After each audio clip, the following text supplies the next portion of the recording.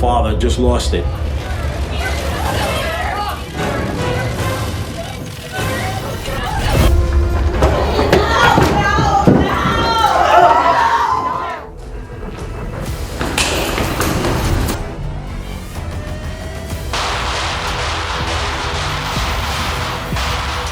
This is Jason Stevens, a 23-year-old man facing charges for armed robbery and the kidnapping and murder of a toddler in Jacksonville, Florida. Jacksonville authorities had responded to a report of a home invasion that day in 1997, which ended with the abduction of 3-year-old Robert Sparrow III. According to reports, Jason and others had broken into the home that day to steal money and some weed, and Jason took the 3-year-old for insurance. After the authorities were alerted of the incident, the search for Robert Sparrow III began, and just days later, the child's body was discovered in the trunk of an abandoned, stolen vehicle. Inside the packed courtroom, the family members of the victim sat in tense silence, but sometimes, tension doesn't always remain seated. And during recess, while Stevens stood to sign some court documents, they finally saw an opportunity.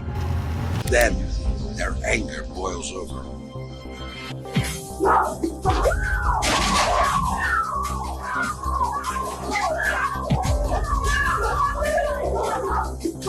Deputies were eventually able to pull Jason from the pile and have him removed from the room. They also placed the victim's father and another relative in handcuffs and put the rest of the family out of the courtroom.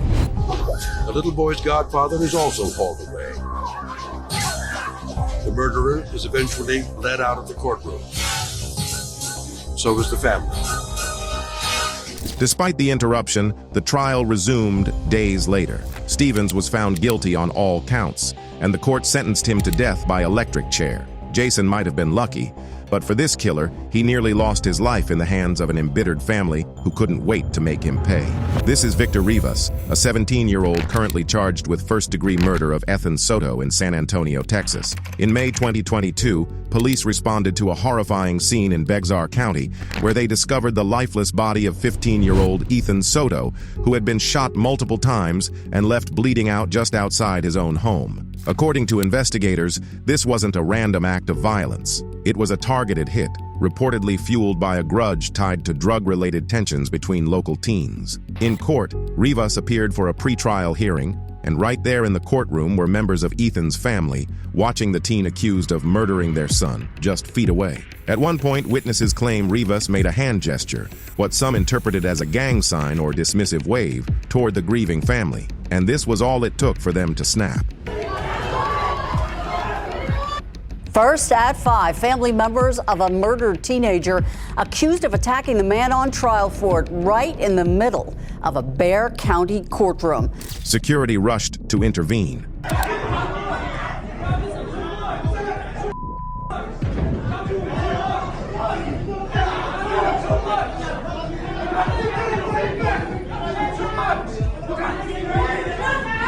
But before Rivas could be rescued, he was already a sorry mess. He had sustained minor facial injuries and had to be quickly escorted out for his own safety.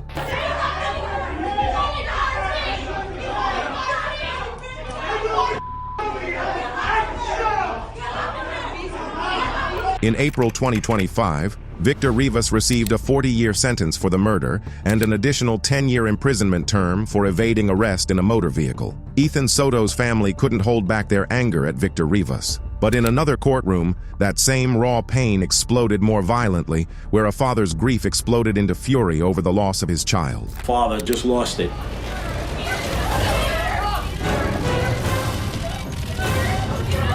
This is 37-year-old Ryan Burge. Ryan is in court, facing charges of first-degree murder and manslaughter in Vancouver, Washington for the brutal killing of a 5-year-old child who was left in his care. But this wasn't Burge's first time in front of a judge. Years earlier, he had torched his own house for an insurance payout. Now he was back, this time for something even darker. This time, he was facing charges after doctors discovered that little Hartley, who he was babysitting, had suffered a massive stroke and severe brain swelling, injuries that, according to medical experts, could not have been self-inflicted. Investigators concluded that Burge had repeatedly beaten the girl and slammed her against a wall, causing fatal trauma. Can't fathom what would cause somebody to harm such a sweet little girl. In court, the tension was suffocating. Dozens of Hartley's friends and relatives filled the courtroom wearing matching "Justice for Hartley" t-shirts. It was the first time Burge had shown his face in public since the tragic incident, and his presence alone was enough to shake up the whole room. This defendant is brought into the courtroom. And as the proceedings began, the air thickened with grief and rage. And then someone snapped. Father just lost it.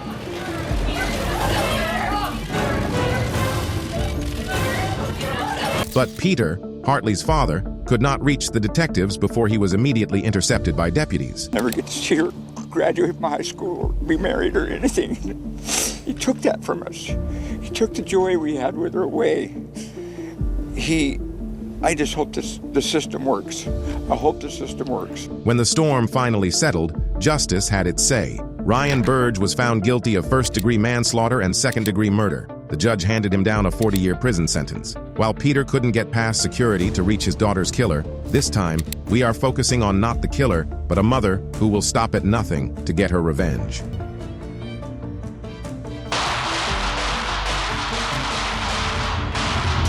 This is Marianne Bachmeier, the German mother who shocked the world when she fatally shot her daughter's killer inside a courtroom. In 1980, 7-year-old Anna Bachmeier was kidnapped, sexually assaulted, and strangled by Klaus Grabowski, a 35-year-old man who had a history of abusing children. Despite prior convictions, somehow, Klaus was still allowed back into society and back around children. On May 5th, after a disagreement with her mother, Anna skipped school and never came home. Her body was later found stuffed in a cardboard box by a canal. The authorities said Grabowski claimed he killed her out of fear that she would report him and that it would send him back to prison. In court, Marianne Bachmeier watched as Grabowski took the stand each day and said horrible things about her daughter. He told the court that Anna had seduced him, and as the trial proceeded, Marianne got angrier and angrier still, until... On the morning of March 6, 1981, Marianne Bachmeier entered the courtroom. Inside her long coat was a .22 caliber Beretta, and once she stood in front of Klaus, she pulled the gun out and released the trigger severally.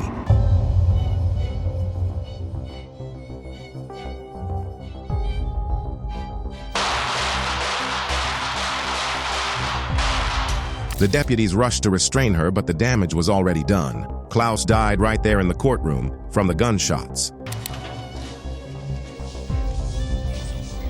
Ultimately, Marianne was charged with manslaughter and unlawful possession of a firearm. She was sentenced to 6 years, but served only 3 before quietly moving to Nigeria and later returning to Germany. Marianne's fury was so fierce it shook a nation, and years later, in another courtroom, a killer's cold smile in the face of a grieving father sparks chaos all over again.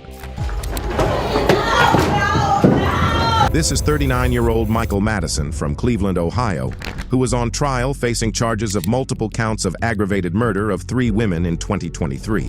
The investigation began when a foul odor led police to a garage in East Cleveland, where the body of a young woman was discovered in a garbage bag. But this one discovery would lead to the unraveling of a terrifying chain of events. Police soon uncovered 2 more decomposing bodies: 38-year-old Angela Deskins, 28-year-old Shatisha Sheely, and 18-year-old Sherelda Terry, all of whose bodies were dumped in plastic bags near Madison's apartment. Inside his apartment, authorities found chilling evidence. Decomposition fluid stained various parts of the home, maggots infested corners of the floor, and a pungent stench clung to the air. There's evidence of decomposition fluid in several parts of the apartment building.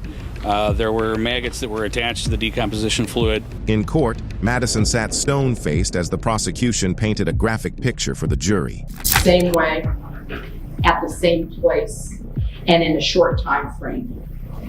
Then he disposed of their bodies. To avoid detection from his crimes, he tied 2 of the victims up with duct tape, placing their legs on each side of their head and bending the body in half. The verdict was quick, guilty, but right before sentencing, the father of the victim, Terry, stood to deliver a victim impact statement, overcome with grief and fury as he addressed the man who took his daughter's life. Right now, I guess we're supposed to, in our hearts, forgive this clown who's touched our families, taken my child. He turned around to look Madison in the eye, and Madison, who was nearly off camera, smiled at him. This was too much for Terry, and in a moment nobody saw coming, he lunged at Madison.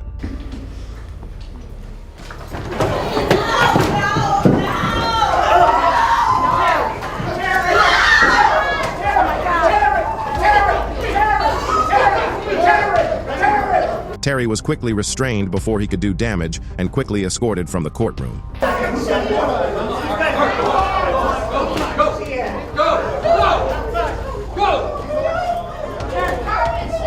Not long after, Judge Nancy McDonnell addressed the court, her voice firm as she recounted the horror of Madison's.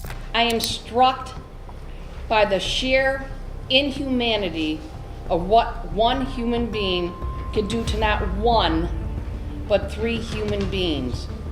And with that, she delivered the final blow. Madison was to pay the ultimate price for his crimes. Accordingly, the sentence of death is imposed upon the defendant, Michael Madison, on counts 1, 4, and 7. But Madison wasn't the only one to face a father's fury. In another courtroom, another child was dead, this time, at the hands of her own mother and her boyfriend. And he met them in court. He let his fists do the talking. Clifford Thomas and Jasmine Gordon, a couple in Detroit, Michigan, stood before the court on charges relating to the death of a 3-year-old, Jamila, Jasmine's daughter, with a former partner. In September of 2014, emergency services responded to a distress call in Detroit. According to reports, Thomas had been babysitting Gordon's daughter, Jamila, when the toddler suddenly became unresponsive. She was rushed to the hospital, but it was already too late as doctors pronounced Jamila dead on arrival. But that was not all. The doctors would discover that Jamila's tiny body was covered in injuries, many at different stages of healing. There were deep bruises, blunt force trauma to the head, and hemorrhaging between her scalp and skull, all clear signs of prolonged abuse, and they immediately alerted the authorities. Police immediately arrested both Thomas and Gordon, and the two were charged with involuntary manslaughter, while Gordon also faced first-degree child abuse. This child had over 50 injuries, and they were at various stages of healing. He indicated that this child had several impacts all over her head. In fact, there was hemorrhaging between the scalp and the bones of this child. The trial was emotional, but things didn't boil over until sentencing. She made a bad choice, a real bad choice, and to let this stranger babysit her kids, because that man was a total stranger to them kids. Because right eye inside the courtroom was Jamila's biological father, Dwayne Smith, grieving the death of his child, who was also waiting his turn to give the impact statement, and when he stood, he decided words weren't just enough.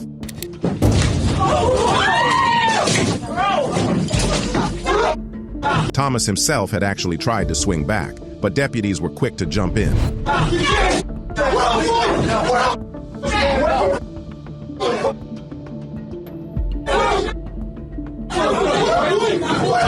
After order has been restored, the judge continued with the sentencing, but not before issuing a warning. There will be no outbursts in the courtroom. If there are any, you will be removed from the courtroom. Thomas was sentenced to 57 months to 15 years for involuntary manslaughter and 2 years for resisting arrest. As for Jasmine, she makes one last plea to the judge before her sentencing. To be placed in jail right now after kissing my daughter for the last time is something I would have wished I was saying to himself.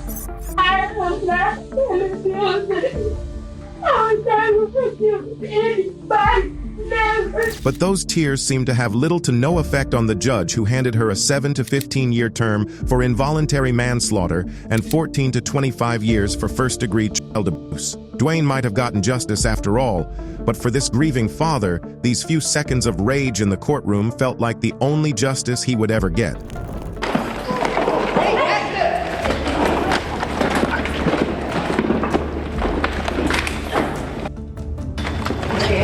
This is 23-year-old DeSean Brown, facing charges of the murders of his girlfriend, 29-year-old Nitisha Lattimore, and her 3-year-old son, Nilo, in Cincinnati, Ohio. Brown and Lattimore had been in a relationship, and tensions escalated after Lattimore suffered a miscarriage. Investigators allege that on December 5, 2020, Brown fatally stabbed Lattimore and left her body in their apartment for several days. On December 12th, her body was discovered near the Purple People Bridge in downtown Cincinnati, wrapped in a body bag. The Hamilton County coroner confirmed she died from multiple stab wounds. Cincinnati 911, what is the address of your emergency? I found a dead body. Somebody threw a bag, like on the edge of the bridge, and my curiosity got the best of me, so I got up there and knocked it down, and it was heavy. It hit the ground. It's like a body bag. Yeah, I'm almost 60 years old, and I've never had anything like this. Right. I never thought, this is crazy. Authorities also believe that Brown threw Nilo into the Ohio River while he was still alive, and despite extensive searches, Nilo's body has never been found. Evidence, including Nilo's blood on a Paw Patrol blanket and a stroller near Lattimore's body, supports this allegation. The family members, as you say, came down here where police found the body of 29-year-old Nitisha Lattimore. There's no other sign of the woman's missing son. In court, Brown's defense team presented arguments regarding his mental health, citing a diagnosis of bipolar disorder. But Brown himself did not make things any easier for them either, as he remained very argumentative even right there in the courtroom. Judge, I'll speak for him. Did he want to say anything? No, he does not want to say I'll play along. There's too many people in here. Y'all keep letting people in here. I don't want nobody to get hurt in here. You feel what I'm saying? So I'm just saying that for real. I hurt people for real. Leave me alone. One person who sat in the courtroom was not moved by the defendant's tactics. He was convinced that Brown did it, Nilo's father, Anthony Hughes. He also believed that Brown was completely aware and knew exactly what he was doing on the day he murdered Nitisha and Nilo, and suddenly he could not keep it in anymore.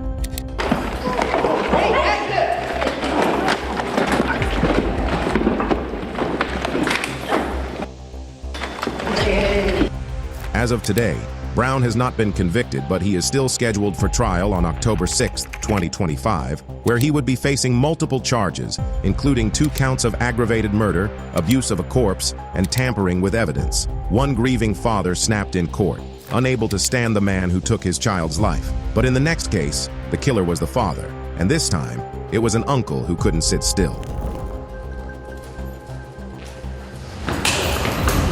This is Quinn Bose, an Indiana father who was convicted for the brutal killing of his own son, a crime that sparked outrage not just in the courtroom, but within his own family. The tragedy unfolded in May 2018, when Bose was arrested after the suspicious death of his young son inside their shared apartment. Bose had reported that the child had simply fallen off the couch while he was asleep, hitting his head on a nearby table, but from the beginning, something about the story didn't sit right with the doctors. And when they examined the child's body, they soon discovered that the truth was far darker. An autopsy revealed blunt force trauma to the head, injuries that experts confirmed were inconsistent with a simple fall and far more consistent with a violent assault.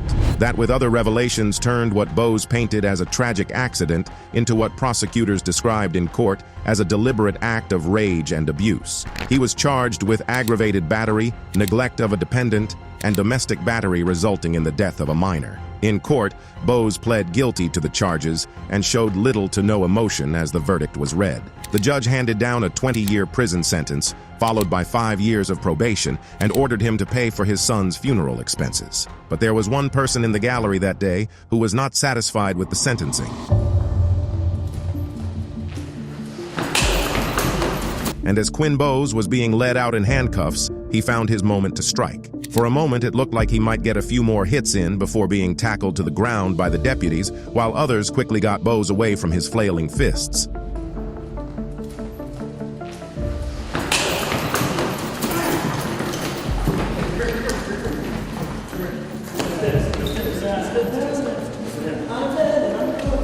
The attacker was Jeremiah Hartley, the uncle of the child Bose was convicted of killing. But the system still had the final say. Jeremiah Hartley was held in contempt of court. He stood before the same judge who sentenced Bose and received 179 days in jail for his outburst. On top of that, he was slapped with misdemeanor battery charges filed by the state of Indiana. While Hartley single-handedly attacked his nephew's killer, what happens when a crime is so savage, so gut-wrenching, a complete stranger is driven to take revenge?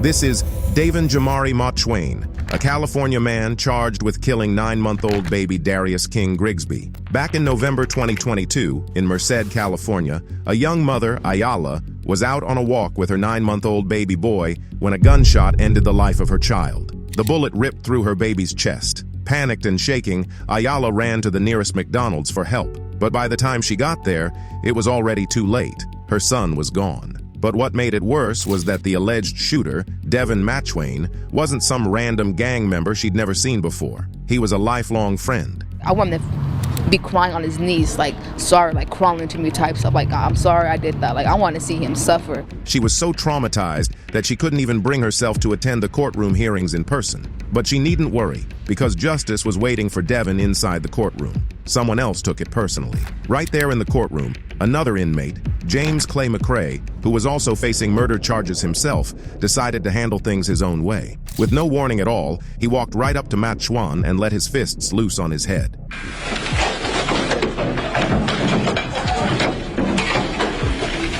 By the time Devin registered that he was being attacked, and before he could defend himself, it was already over, and McCrae was already subdued and put in handcuffs by one of the deputies. While an officer puts the attacker in handcuffs, Matchwain was still putting the pieces together. Devin was left disoriented, dazed, and probably wondering what hit him, but right outside the courtroom, Ayala had a message waiting for him. Someone's gonna come at you and get beat up every time. It's just, all I gotta say is be ready for what's coming for you, boy. Like, a lot's gonna come your way and you're gonna be hurt, like damaged real bad. As of now, Matchwain has pleaded guilty to manslaughter, but his official sentence is still pending. And while Ayala avoided the courtroom out of sheer heartbreak, this family didn't wait for the court to hand justice. They took it straight to the killers.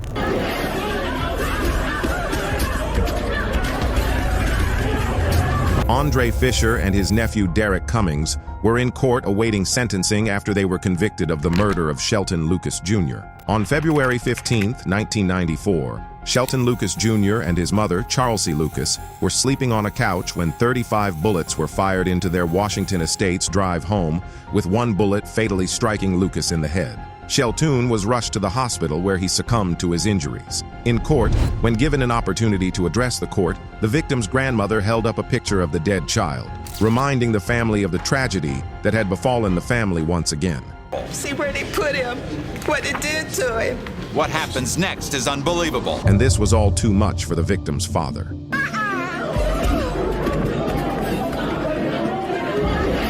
Deputies immediately rose to restrain him, but relatives of the victim immediately joined in the fight, and they struggled to keep the killers from bodily harm without being injured themselves.